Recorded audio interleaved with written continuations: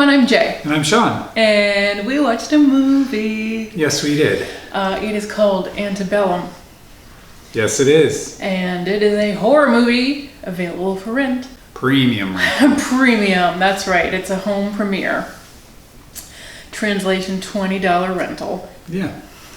And my goodness, I have been looking forward to this one for some time, even though it's a horror movie, but I love Janelle Monae. Yes, you do. And there's a double dose of Janelle Monae in this movie. So, obviously, I would have paid $40. This is going to be one of those movies that's incredibly hard to summarize. So, let's try our best.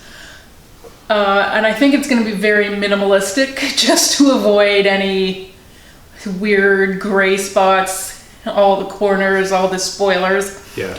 Here's the thing, it's kind of like two separate storylines, hence the double roles for Janelle Monae, and she's not the only one. So in storyline number one, she is playing Eden, a slave on a cotton plantation. And she is just, her spirit is broken. Her spirit is broken. A new girl arrives there, and played by Kiersey, Clemmons, who I also super duper love. And she is like, got fighting her because she is adamant that she can't do this, she can't do this. And it feels like Janelle Monae just does not have that same fight anymore. And yet we still see her doing small things that may indicate that the spirit is not completely extinguished in her.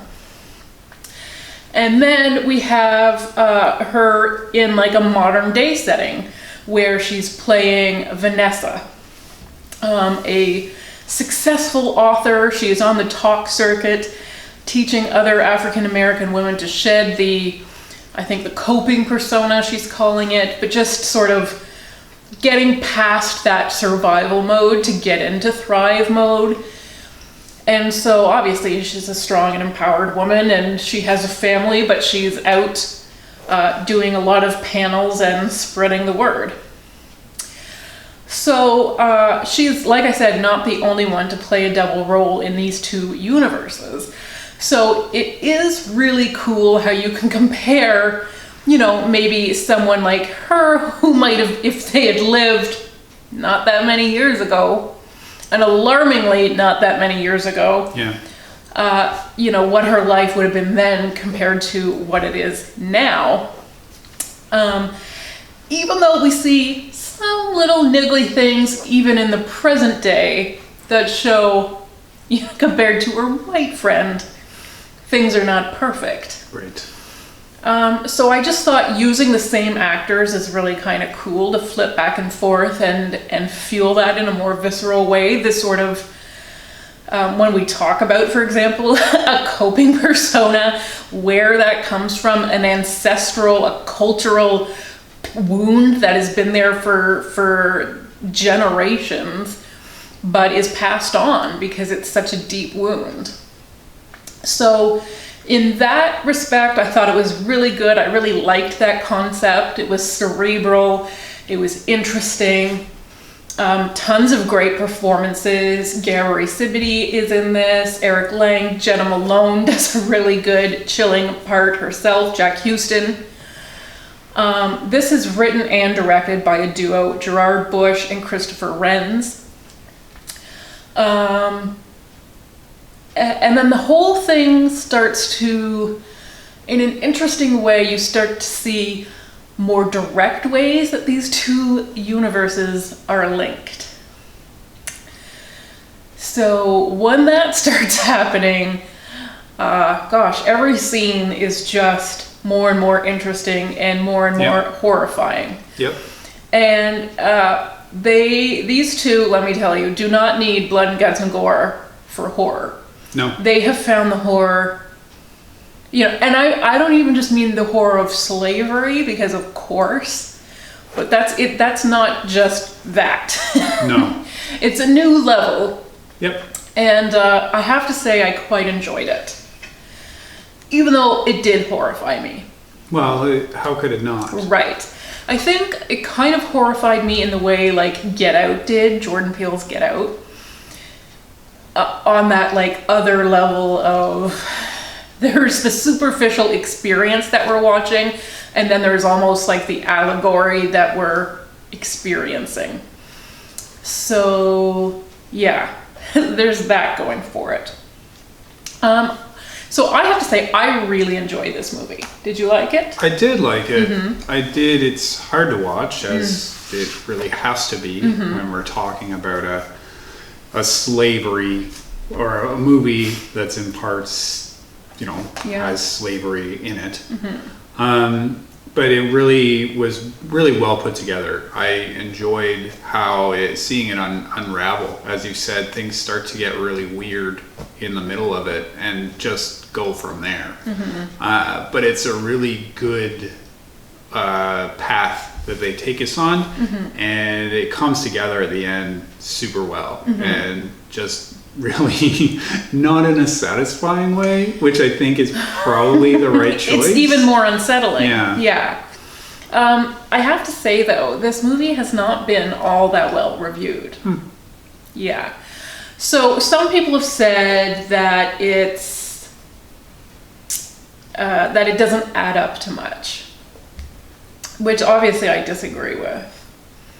But it's not one of those super cut and dried endings where, the killing spree is done and the killer is in the cop car. It's not one of those endings. No.